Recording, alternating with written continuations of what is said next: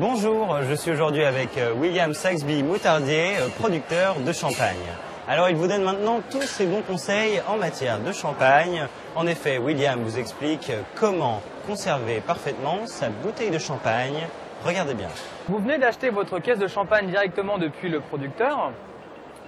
La meilleure façon de conserver votre champagne sera de le conserver dans un lieu à l'abri de la lumière, sec et surtout horizontal, de façon à ce que l'intégralité des arômes de votre champagne puisse être conservée et n'altère en rien votre cuvée. En effet, il est très important de garder la bouteille à l'abri de la lumière pour éviter le développement des goûts de lumière.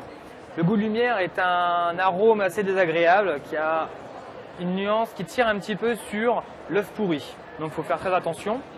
Ensuite, l'humidité est également très importante de façon à éviter que le bouchon en liège ne s'altère et ne pourrisse et qui tombe. Et également, la bouteille doit rester horizontale de façon à ce que le champagne reste toujours au contact du liège, de façon à éviter le transfert de l'oxygène du milieu extérieur vers l'intérieur de la bouteille. Et il existe deux types de champagne. Il existe le brut sans année, qui est un assemblage de plusieurs années, donc souvent de 2 années minimum, voire pouvant aller jusqu'à 4, 5 ou 6 années.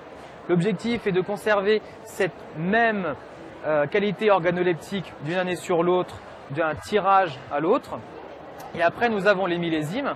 Le millésime, d'où son nom, c'est un vin d'une seule et même année.